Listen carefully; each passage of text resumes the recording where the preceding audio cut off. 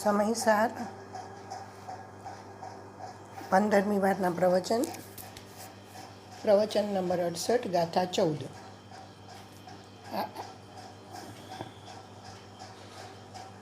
બહારની સગવડતાથી ધર્મ પામે છે એમ નથી, તેમ અગવડતાથી ધર્મ રોકાઈ જાય છે એમ નથી।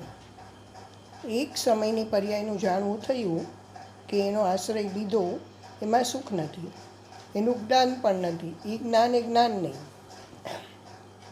એકલું ભેદનું જ્ઞાન એ જ્ઞાન જ નથી। શુદ્ધ જ્ઞાયક મૂર્તિ આનંદકંદ પ્રભુ ધ્રુવનું જ્ઞાન કરવાથી જ્ઞાન પણ યથાર્થ છે અને તેનો આશ્રય કરવાથી સુખ પણ યથાર્થ મળે છે।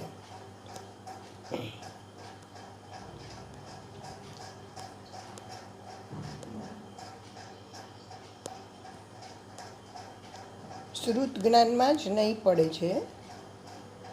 અહીં તો ભગવાન આત્મા એક મહાસત્તા આનંદકંદ અનંત ગુણ મહાપિંડ છે, તેના આશ્રયથી પર્યાયનું લક્ષ છૂટે છે।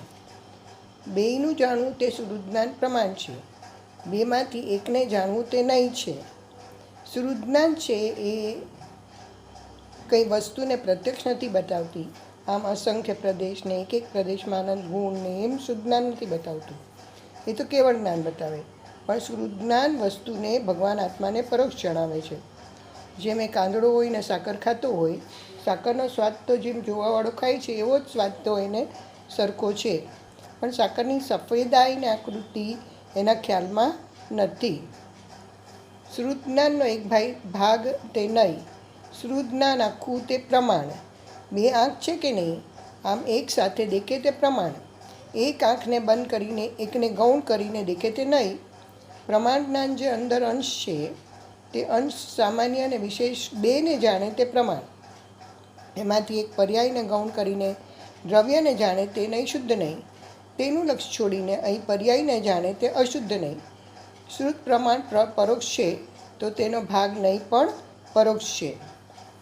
ભાઈ આ શક્તિ તો પરોક્ષ છે, આખી શક્તિરૂપ આખું સત્વ એ કંઈ અંદર નહીંમાં પ્રત્યક્ષ થતું નથી।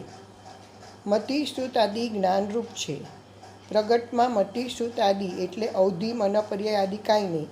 મતિ શ્રુત આદિ પ્રત્યક્ષ અંશ પ્રગટ હોય છે, તે કથનચિત અનુભવ ગોચર હોવાથી પ્રત્યક્ષ રૂપ પણ કહેવાય છે। જુઓ, મતિ શ્રુતનો જે અંશ પ્રગટ વ્યક્ત થયો તે પોતાના અનુભવની અપેક્ષાથી, રાગની અપેક્ષા ન લેવી। રાગની અપેક્ષા વિના મતિ શ્રુત પોતાને જોવે છે તે અપેક્ષાથી પ્રત્યક્ષ છે, ને પરને જાણવામાં મતિ શ્રુત પરોક્ષ છે।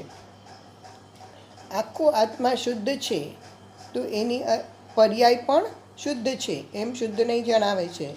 શક્તિ પૂર્ણ છે તો એ શક્તિની પ્રતીત થઈ તે વ્યક્તમાં પણ એની પર્યાય પૂર્ણ થાય છે। પ્રતીત કરાવે છે પણ એ શુદ્ધ નહીં કેમ પ્રતીત કરાવે છે કે પૂર્ણ શુદ્ધ સ્વભાવ છે ને, તો પર્યાય પણ પૂર્ણ શુદ્ધ પર્યાય થાય ત્યારે તેને કેવળ જ્ઞાન કહેવામાં આવે। તો એ શુદ્ધ નહીં પણ એવી પ્રતીત કરાવે છે કે આ આત્મા આવો પૂર્ણ શુદ્ધ છે તો પર્યાય પૂર્ણ થઈ શકે છે, તેનો શુદ્ધ નહીં વિશ્વાસ કરાવે છે। શુદ્ધ નહીં કેવળ જ્ઞાનનો વિશ્વાસ કરાવે છે। મતિશ્રુત અનુભવમાં પ્રત્યક્ષ અને પરની અપેક્ષા એ પરોક્ષ। એક સમયમાં 3 કાળ 3 લોક દેખે એવી મારી પર્યાય પૂર્ણ થશે, શક્તિ છે આમ વર્તમાન વિદ્યમાન નહીં હોવા છતાં શક્તિની શ્રદ્ધામાં શુદ્ધ નહીં કેવળ જ્ઞાન આમ હોય છે એવી પ્રતીત થાય છે।